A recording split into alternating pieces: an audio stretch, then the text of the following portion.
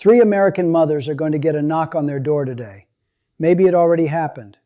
Maybe it's happening right now as you're watching this. A uniformed officer, a chaplain, standing on a front porch somewhere in America. And the words that no military family ever wants to hear. I need you to hold that image in your mind for the next few minutes. Because everything we're about to discuss, the operations, the strategy, the geopolitics, the presidential statements, every single bit of it comes back to that knock on the door. 3 American service members are dead, killed in action. Kuwait. Sunday morning, March 1st, 2026. Part of something called Operation Epic Fury, a name that most Americans had never heard before Saturday, and that most of Washington apparently didn't vote on either. And when reporters asked President Trump about those 3 deaths on camera, here is exactly what he said.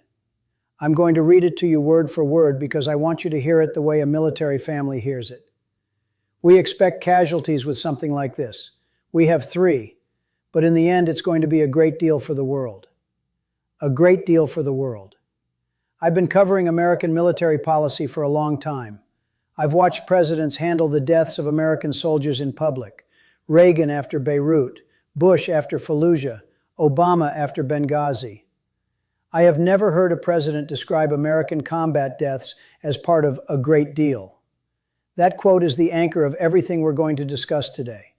We're going to come back to it, more than once, because I think it tells you something important, not just about this president, but about this war, this moment, and what America is actually being asked to accept. Stay with me, because by the end of this video, you're going to have a complete picture of what Operation Epic Fury is, how we got here, what Iran hit back with, and the one question that every American, regardless of party, regardless of how you voted, deserves an honest answer to. Let's start with what we know. Sunday, March 1st, 2026, U.S. Central Command issues an official statement. 3 American service members killed in action, 5 seriously wounded, several others with shrapnel injuries and concussions being returned to duty. The unit, an Army sustainment unit stationed at a base in Kuwait. I want to stop right there on those words, sustainment unit, because I think it matters, and I think it's being glossed over in the coverage. These were not frontline combat soldiers. These were not special operations forces. These were not the tip of the spear. Sustainment troops are the backbone of any military operation. They are the people who keep an army running. The logistics specialists who manage supply chains, the fuel handlers, the mechanics, the ammunition technicians, the cooks and the drivers and the communications specialists. They are, in the truest sense of the word, support troops, the men and women who make it possible for everyone else to fight. They were stationed in Kuwait, not Iran, not in a forward combat position. Kuwait, a country the United States has maintained a security partnership with for over 3 decades, since Desert Storm. A country that most Americans think of as firmly within the American security umbrella. And they are dead. On a Sunday morning. CENTCOM's statement confirmed that their identities will not be released for 24 hours to allow for family notification. Which means that right now as you watch this, there are families in America who don't know yet, who are going about their Sunday, who are going to have a very different Sunday afternoon than they woke up expecting. The CENTCOM statement also included a phrase that I want you to file away, because we're going to come back to it. Major combat operations continue, and our response effort is ongoing. Major combat operations, ongoing. This is not a one-time strike. This is not a targeted operation with a defined endpoint. This is a shooting war, with American troops in the middle of it. And it started, officially, less than 48 hours ago. So let's talk about what it actually is. Saturday, February 28th, 2026. That is when Operation Epic Fury launched, the joint U.S.-Israeli military campaign against Iran. And when I say joint, I mean genuinely joint. This is not Israel acting with a wink and a nod from Washington. The United States provided intelligence, logistics, aerial refueling, and direct strike support. American aircraft, American pilots, American targeting systems, actively participating in strikes on a sovereign nation. This is an American war, not a proxy conflict, not a covert operation. An active American military campaign against Iran, the country with the largest ballistic missile arsenal in the Middle East, the country that has spent 40 years building a network of regional proxies specifically designed to hit American targets. In the first 24 hours, Israel's Air Force dropped more than 1,200 munitions across 24 of Iran's 31 provinces. Think about the scale of that for a moment. 24 provinces. That is not a surgical strike on a nuclear facility. That is a comprehensive air campaign designed to degrade Iranian military capability across the entire country simultaneously. And America was part of it. Now here is the question that I am going to ask you directly, because I think it deserves to be asked directly, without hedging, without diplomatic softening. When did Congress vote for this? Because I have been looking, and the answer is, they didn't. There was no congressional declaration of war. There was no authorization for use of military force, the legal mechanism that Congress has used since 9/11 to authorize military operations without a formal war declaration. There was no emergency session, no congressional briefing before the operation launched. Trump announced Operation Epic Fury via Truth Social, a social media post. That is how America learned it was at war with Iran. Now, I want to be careful here because I know this audience. I know that half of you are thinking, the president has constitutional authority as commander-in-chief to order military operations. And that's true. Presidents have been stretching that authority since Korea, since Vietnam, since Reagan's Lebanon, since Clinton's Kosovo. This is not a new argument, and the legal debate about war powers is genuinely complex. But here's what is not legally complex. Here's what is not constitutionally ambiguous. When American soldiers die in an operation that Congress was not consulted on, that the American public was not prepared for, that was announced on a social media platform, the question of accountability is not a partisan question. It is a constitutional one, and it is a human one. Because those 3 families in America tonight, they didn't get a Truth Social post warning them this was coming. Here's what the coverage is getting wrong, or at least underplaying. Iran didn't absorb those strikes and go quiet. Iran launched what it called 6 waves of missile and drone attacks targeting 27 American military bases across the Middle East. 6 waves. 27 bases. Confirmed strikes hit Ali al-Salam Air Base in Kuwait. That's where our 3 soldiers died. U.S. Navy 5th Fleet Headquarters in Bahrain. Bases in Qatar, Iraq, Jordan, Saudi Arabia, and the UAE. America's forward military presence in the region. The entire architecture of bases and partnerships that we have spent decades building. Every single one of those positions is now a confirmed Iranian target. Not a theoretical target, a confirmed, already struck target. There are between 40,000 and 50,000 American service members stationed across the Middle East right now. Every one of them woke up this morning in a different world than the one they went to sleep in on Friday night. And it's not just American forces. British RAF Typhoon jets, operating from Qatar, shot down an Iranian drone heading toward Qatari territory. Our closest ally is now actively engaged. The war is already bigger than Iran and Israel and the United States. It is becoming a regional event in real time. Pakistan saw violent protests at the American consulate in Karachi. 22 people killed, 50 wounded. That's not a protest, that's a signal that the blowback from this operation is already spreading beyond any border that military planners drew on a map. 1 Kuwaiti civilian killed, 32 wounded. The war has already crossed into a country that is not a party to the conflict, a country that hosts American forces, a country whose population is now experiencing the consequences of a decision made in Washington and Tel Aviv. 9 Israeli civilians killed in a missile strike on the town of Beit Shemesh, including an attack on a synagogue, and at least 201 Iranians killed, 747 wounded, in the first day. I'm giving you those numbers not to make a political argument. I'm giving you those numbers because I think every American watching this deserves to know the full human ledger of what Operation Epic Fury cost in its first 24 hours. Not just the strategic map, not just the geopolitical analysis, The actual human cost on every side. 3 Americans, 9 Israelis, 1 Kuwaiti, 201 Iranians. And it is not over. The Iran's IRGC, the Revolutionary Guard, issued a statement that I want to read to you because I think it's important to take adversaries at their word when they make explicit promises. Their statement said, "You have crossed our red line and must pay the price. You have crossed our red line and must pay the price." Iran has 27 confirmed American targets and has already demonstrated the will to strike them. The 3 soldiers who died in Kuwait this morning were not the last. The IRGC has told us that directly. The question is not whether Iran will strike again. The question is where and when, and how many more American families are going to get that knock on the door.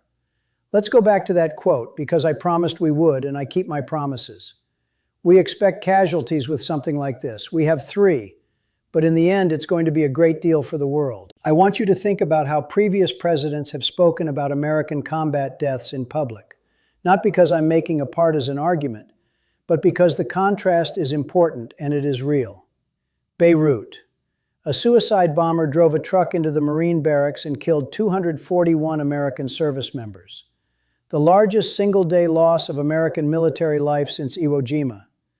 Reagan went before cameras and said, and I'm paraphrasing, not quoting directly, that it was a source of his greatest sorrow and his greatest pain. He named the fallen. He addressed their sacrifice. When American soldiers died in Iraq, President Bush received their flag-draped caskets privately at Dover Air Force Base. Those images became part of the public debate about the cost of that war, a debate that the country needed to have. When Americans died in Afghanistan, President Obama addressed the families directly. The language was always about sacrifice, about honor, about a debt owed. We expect casualties. We have 3.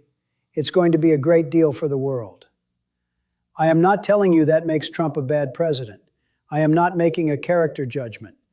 What I am telling you is that those words, specifically those words, reveal something about how this operation is being framed at the highest level of the American government. 3 dead American soldiers are being presented, in the president's own words, as a line item in a transaction. An acceptable cost, part of the deal. And here is the question I need you to sit with. The question that I think cuts across every political line, that speaks to something deeper than party affiliation, or support for Israel, or views on Iran policy. Is that acceptable? If your son was in that sustainment unit in Kuwait this morning, if it was your kid, your grandkid, your nephew, and the President of the United States described their death as part of a great deal for the world, how would you feel? I'm not asking rhetorically. I'm asking because I think the answer to that question is the moral core of this entire discussion. And I think Americans of every background, every political persuasion, every opinion on Iran and Israel, I think we can agree on the answer. Those 3 soldiers deserve to be named. They deserve to be mourned. They deserve a president who stands before cameras and says, "These were not abstract casualties. These were Americans. And their deaths carry a weight that no deal, however great, can simply absorb." Now, I want to talk about something that I think is genuinely important and that I want to approach as carefully and fairly as I can. Because this isn't about attacking Trump. This is about holding an idea accountable. An idea that tens of millions of Americans voted for. An idea that won 2 presidential elections. America first. In 2024, Trump ran on a specific promise regarding foreign military entanglement. He said, repeatedly, in rallies, in debates, in interviews, that he would end forever wars, that he would keep America out of foreign conflicts, that American lives would not be sacrificed for other countries' geopolitical goals. He said, "I will have that war solved before I even take office." The war he was referring to, the conflict in the Middle East, the tension with Iran, the situation with Israel, he said he would solve it before taking office. That was the promise. Operation Epic Fury launched on day 406 of his second term, with American soldiers dying in Kuwait on a Sunday morning, with no exit strategy stated, with no defined endpoint, with the president himself saying on camera that he doesn't know whether strikes will pause for diplomacy. Day 406, with no exit, with American blood. I am not saying the operation is wrong. I am not making a judgment about whether military action against Iran was necessary or justified. Reasonable people, serious, informed, patriotic people, can disagree about that. What I am saying is that there is a gap between the promise and the reality, a significant gap. And that gap exists regardless of your politics. It exists regardless of whether you think Iran needed to be hit. It exists because the men and women who volunteered to serve in the United States military, the sustainment troops, the logistics specialists, the people keeping the army running, they volunteered under a commander-in-chief who told them he was keeping America out of wars like this one. And now 3 of them are dead. The question, the honest, nonpartisan, purely American question is, does that gap get acknowledged? Does anyone in Washington stand up and say, we told you one thing and we did another, and Americans died, and we owe you an explanation? Several senators have already demanded emergency sessions. Congress has not been formally briefed on casualty figures or operational scope. The institution that the Constitution designates as the body with the power to declare war is being managed through Truth Social posts and after-the-fact notifications. This is not a new problem. Presidents of both parties have been eroding congressional war powers for decades. But the erosion is real. And when American soldiers die in operations that Congress didn't authorize and that the public wasn't prepared for, the erosion has consequences that are human, not just constitutional. Let me give you the picture as clearly as I can, because I think clarity matters more than drama right now. Iran has explicitly threatened all 27 American bases in the Middle East and has already followed through on that threat. The question military experts are asking, the question that should be keeping every general in CENTCOM awake right now, is whether American forces across the region are positioned defensively enough, or whether they were caught in a force posture designed for a different threat environment. That's a technical military question, but it has a very human answer. Because if the answer is that our forces were not positioned correctly, that the sustainment troops in Kuwait were exposed in ways that better planning could have prevented, then the accountability question gets sharper, not softer. For every American family with a loved one stationed anywhere in the Middle East right now, Kuwait, Bahrain, Qatar, Iraq, Jordan, Saudi Arabia, the UAE, I want to say this directly. The situation is fluid. It is not over. And your loved one is now operating in an environment where Iran has demonstrated both the capability and the will to reach American positions. That is the truth. You deserve to hear it. What comes next depends on decisions being made right now in Washington, in Tel Aviv, and in Tehran.